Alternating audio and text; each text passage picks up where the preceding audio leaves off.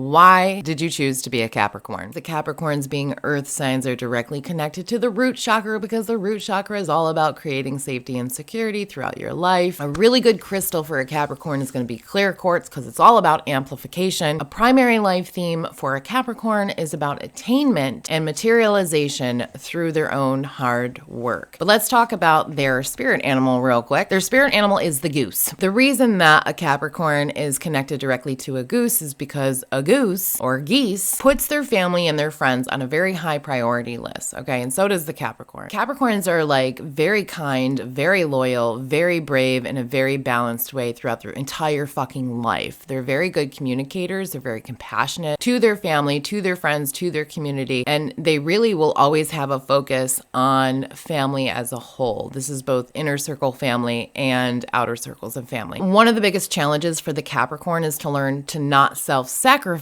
themselves based off what they feel is good for their family or good for everybody that's involved. They can be competitive, but they have an excellent balance between being competitive just with themselves rather than being like competitive with other people or other situations. They're very good with understanding philosophies. They're very intelligent. They love facts. They are very gifted with being able to find solutions for other people's problems. This makes them wonderful counselors, wonderful motivators, and influencers to help and be of service to other people, right? They do tend to fall into the shadows a smidge in regards to dealing with their own problems. They are not the helpee, they are the helper. So when they fall into this solitude or this self-isolation, it might take them a little longer, but they do have an ability to pierce through the darkness or whatever's convoluting a situation, confusion, or chaos. But one of the biggest things that they are encouraged to do is to kind of open their circle to people that are in the same alignment with them instead of always falling into that solitude, into that isolation. They are very strong with their own judgments